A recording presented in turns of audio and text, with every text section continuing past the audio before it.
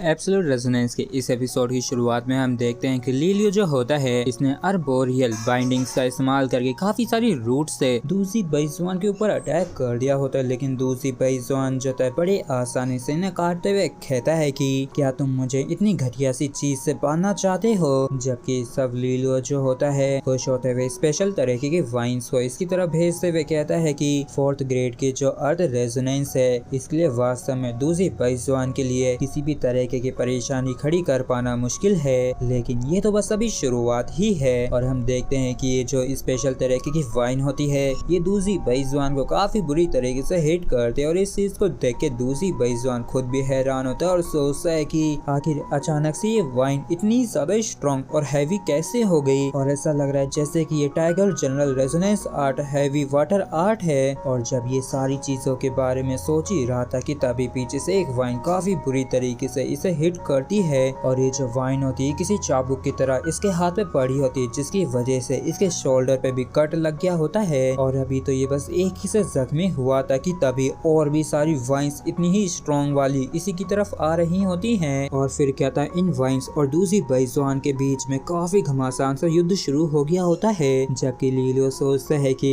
इतने ज्यादा खतरनाक अटैक्स के चलते इसके लिए काफी ज्यादा मुश्किल होगा कि ये कोई भी गलती ना करे। और वैसे तो इन लकड़ी के एरो से इसे ज्यादा कुछ डैमेज नहीं पहुंचेगा, लेकिन ये इसको काफी ज्यादा शर्मिंदा तो कर ही सकता है। और लीलियो ने वाकई में लकड़ी के एरोस को तैयार कर लिया होता है और एक के बाद एक करके सभी एरोस को ये दूसरी बेइज़बान के ऊपर शूट कर रहा होता है और ये सोचता है कि इसे परेशान करने के लिए इतना काफी होगा और अब मैं तुम्हें हैवी वाटर आर्ट और वाइन से हिट करने वाला हूँ और मैं भी देखूंगा कि आखिर तुम्हारी स्ट्रेंथ कब तक टिक पाती है। जबकि इस तरफ हम देखते हैं कि लीलियो के एरोस जो होते हैं दूसरी बेइज़बान की पूरी बॉडी में घुस चुके होते हैं और दूसरी बेइज़बान को इस वजह से काफी गुस्सा आ गया होता है और ये चिल्लाते हुए कहता है कि लीलियो डरपोक चूहे कहीं के, अगर तेरे में लड़ने की इतनी हिम्मत ही है तो सामने आके किसी मर्द की तरह फेस टू फेस लड़। जबकि ये परेशान होते हुए सोचता है कि मेरी जो रेजोनेट पावर है वो काफी तेजी से खत्म हो रही है, जबकि वो जो लीलियो है वो लगातार मुझे हरेस कर रहा है और मैं सच में अभी काफी बुरी सिचुएशन में हूँ। और तभी हम देखते हैं कि वाटर रेजोनेंस की ये जो वाइन्स होती हैं ये दूसरी बेइज़बान को लपेट के जकड़ना शुरू कर देती हैं। और क्योंकि दूसरी बेइज़बान के हाथ से स्पीयर छूट गया था तो ये भी कुछ भी नहीं कर पाता और बारी बारी करके काफी सारी वाइन्स इसे पकड़ने लगी थी और देखते देखते इसे पूरी तरीके से वाइन्स ने जकड़ लिया होता है। और इस वजह से दूसरी बेइज़बान को भी गुस्सा आता है और ये कहता है कि अगर तुझ में हिम्मत है तो सामने आके लड़ना,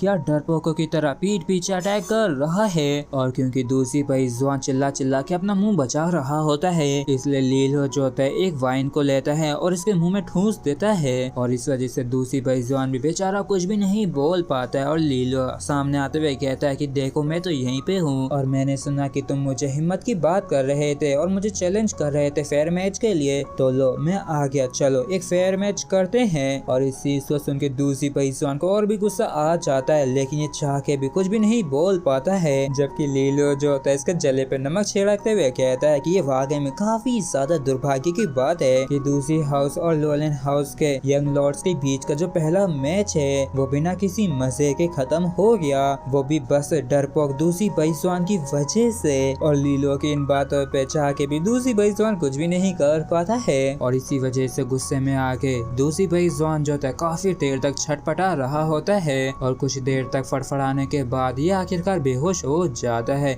और लीलियो जो होता है राहत की सांस लेते हुए मन में कहता है कि आखिरकार ये खत्म हो ही गया, क्योंकि अगर दूसरी बेइज़बान थोड़ी और देर तक टिके जाता तो मैं ही लड़खड़ा के गिर पड़ता। और क्योंकि लीलियो भी काफी ज्यादा एग्जॉस्ट हो गया था इस वजह से ये भी नीचे गिर गया होता है, जबकि दूसरी बेइज़बान भी बेहोशी के सामने पड़ा होता है। लेकिन तब लीलियो चौंक जाता है क्योंकि इसके सामने वायलेट वाइब्रेंस टीचर शेन आ गया होता है और टीचर शेन यहाँ पे आते ही कहते हैं कि लीलियो मैंने बिल्कुल भी नहीं सोचा था कि तुमने एक डुअल रेजोनेंस को छिपा रखा है और मैंने सच में तुम्हें अंडरएस्टिमेट कर दिया था। तो लीलियो जो होता है ये कहता है कि कोई भी बाहर दुनिया में बिना कुछ ट्रम्प कार्ड्स के नहीं जा सकता है, इसलिए मेरे पास कुछ ट्रम्प कार्ड होना तो लाजमी ही था और अब मुझे लगता है कि मेरी बारी है। और फिर क्या था, लीलियो जो होता है खड़ा होते हुए अपनी पावर को रिलीज करते हुए कहता है कि हे वायलेट वाइब्रेंस मेंटोर्स, क्या मेरा इतना बेहतर होना आप लोगों के लिए काफी नहीं है। और लीलो के इतना कहते ही हम 4 लाइट्स को काफी तेजी से इसी की तरफ आते हुए देखते हैं और ये जो 4 वायलेट कलर की चीजें आ रही होती हैं ये असल में वायलेट वाइब्रेंस तालिस्मान होते हैं जो कि लीलो के सामने आके चमकने लगे थे। और जैसे बाहर सभी लोग इस चीज को होते हुए देखते तो हैरान होते और कहते हैं कि 4 मेंटोर्स लीलो को रिक्रूट करने के लिए आ गए हैं। ये तो सच में काफी ज्यादा एक्साइटिंग है। जबकि लिटिल एम्परर भी काफी खुश होता है और कहता है कि वाओ, इस लीलो में वाकई में कुछ बात तो है। जबकि सर प्रिंसेस भी खुश होती है और कहती है कि मैंने बिल्कुल भी नहीं सोचा था कि ये असल में इस तरीके से पूरी ही बाजी को पलट सकता है। वाइस प्रिंसिपल, आपको क्या लगता है कि आखिर ये किसको चूज करेगा? तो वाइस प्रिंसिपल सुजिन कहती हैं कि ये तो मुझे भी मालूम नहीं है, लेकिन मानना पड़ेगा कि ये जो लीलो है ये काफी यूनिक पर्सन है। जबकि प्रिंसेस जो होती है ये सोचती है कि